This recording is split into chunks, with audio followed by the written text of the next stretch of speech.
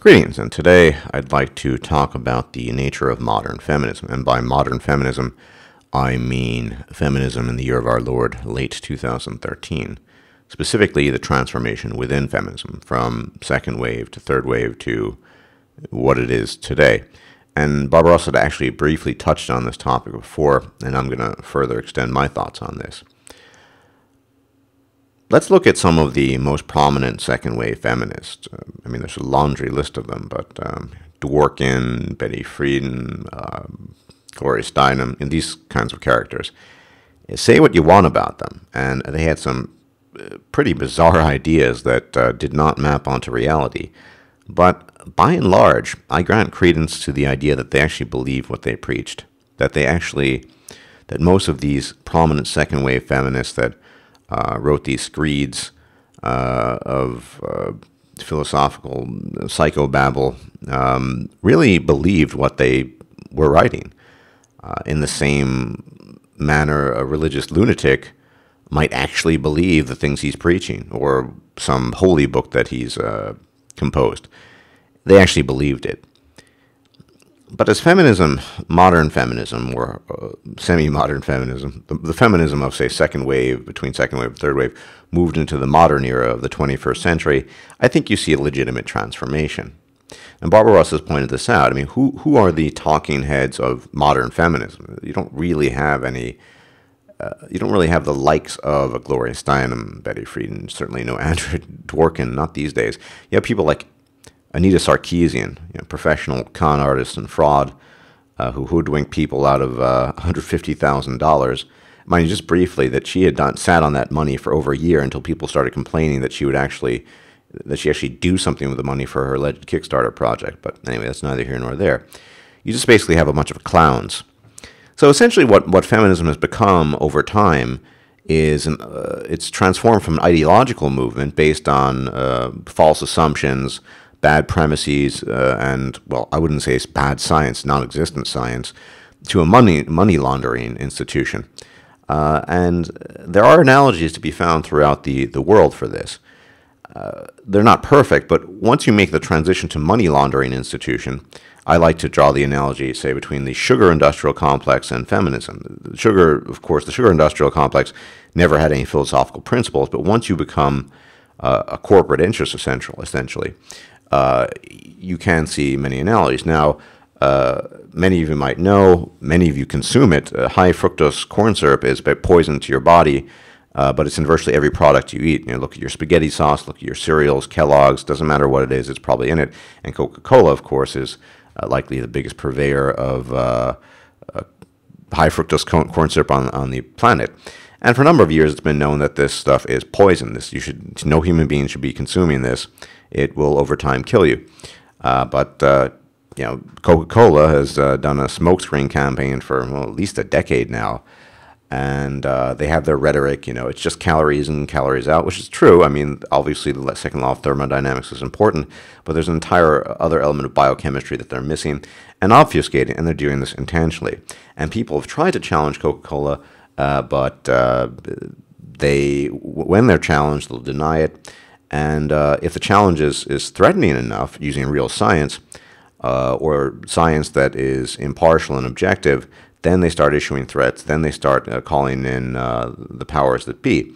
And this is how corporate interests just work. This is how big business works. And this is how modern feminism, which has become a joke, there's no ideology to it really, this is what modern feminism is these days. So I think people like, MRA, I don't know what all MRAs think. I don't claim to know it either. But when people rant on about, feminism is an ideology of hate and blah, blah, blah, it's not even an ideology anymore. It has its roots in ideology, but it's a money laundering racket, essentially. That's all it is. Look at things like Anita Sarkeesian's Kickstarter project. Now, what do these have to do with ideological views of the world, philosophical views of the world? They had their base in that, whence they got the ideas to begin with. But by and large, these are not philosophically based institutions or movements anymore. Any of the subsidiaries of big capital F feminism. So this is another issue I have with this idea of we need to defeat feminism. On the one hand, I've talked about this numerous times. You have the element of human nature, which I constantly stress. It's very important to understand. Male and female nature both contribute to the propagation, perpetuation of capital F feminism. But you have this other monetary issue, if you will, the in bed with government issue. And it's a corporation. Modern is essentially a money racket, a corporation, just like Coca-Cola. Coca-Cola is telling you that it's okay to consume high fructose corn syrup, and feminists are telling you that domestic violence, there is no there are no issues of women committing domestic violence, even though the violence, as the research has shown, is essentially on parity with with both women and men initiating it in equal terms. But feminists aren't going to say that because they'll lose money. See, it's follow the money. Now, and so on and so forth. The National Organization of Women, why would they continue to perpetuate? It's because they get money for it. And, various institutions in the UK as well. The domestic abuse industrial complex. I mean, these are multi-million-dollar, and if you were to probably combine all the feminist claptrap organizations throughout the world, you probably end up with, billions of dollars worth of bullshit. But this is the other element. So you have the human nature element that people just ignore. They don't realize that human feminism is fueled by the male's desire to capitulate to female desires and base female desires in of themselves, which, this has been talked about ad nauseum, but it never hurts to continually stress this so people keep on getting that message. But on the other side of the coin, you have this monetary issue.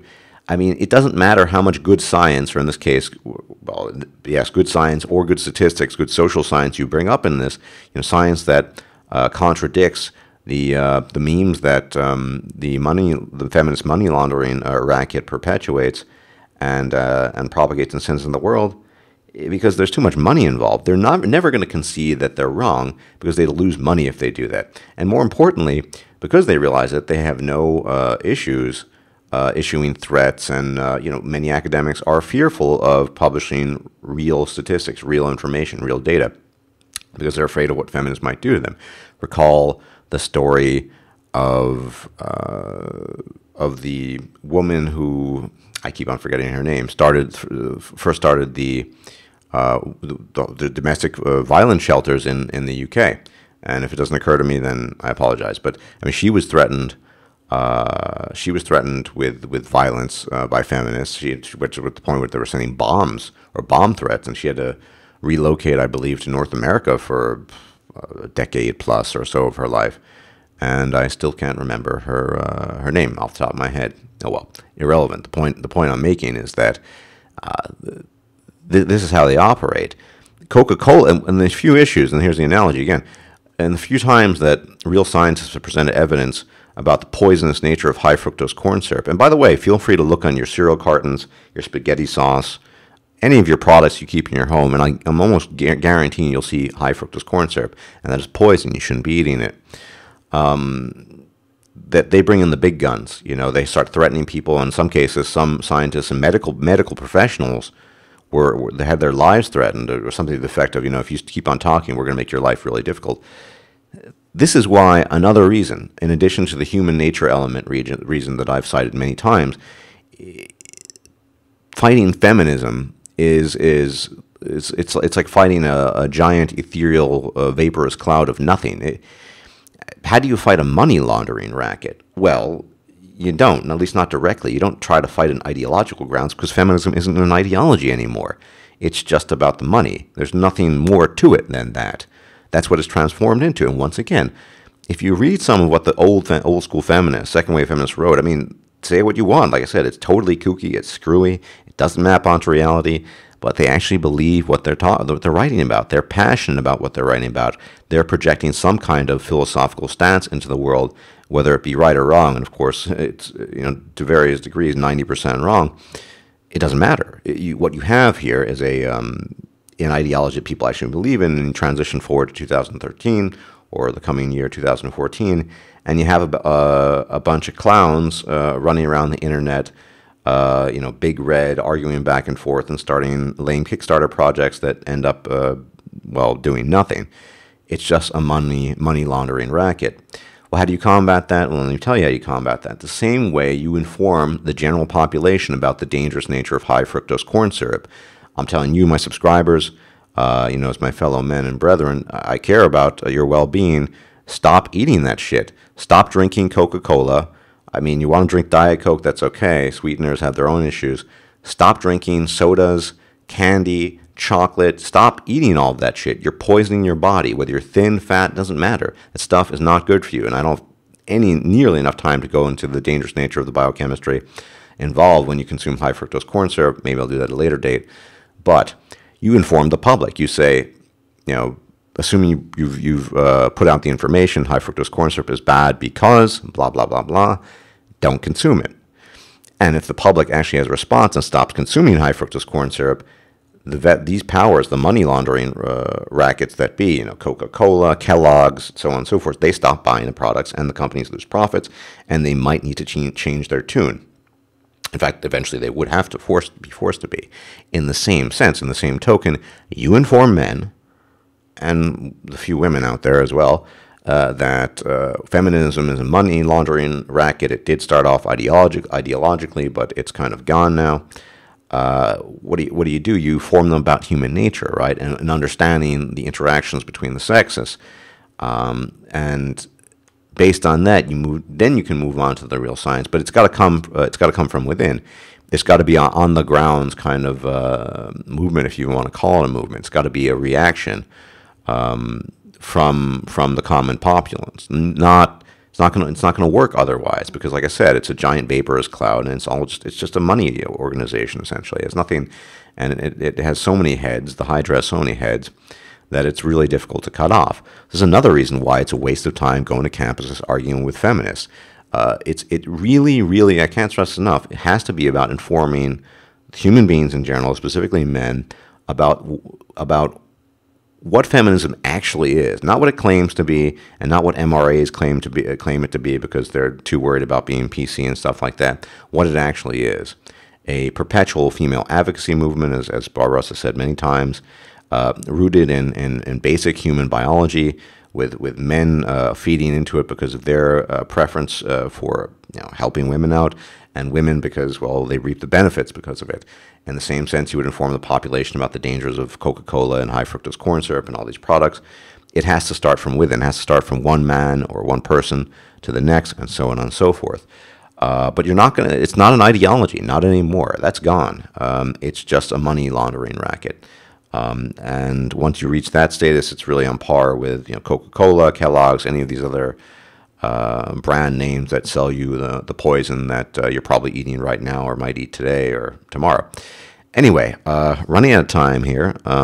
This is kind of an extensive topic, but until I get my full posting rights back, I'm going to be limited to briefer talks.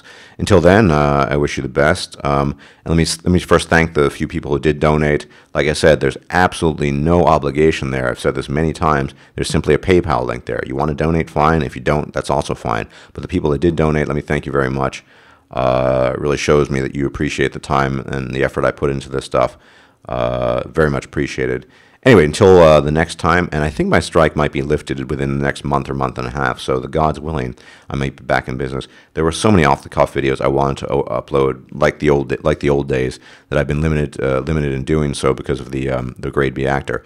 So hopefully that time will come soon, and my off-the-cuff, the long stuff a lot of people appreciate will come again soon as well. Anyway, so gotta go. Everyone take care. God's watch over you. Bye-bye.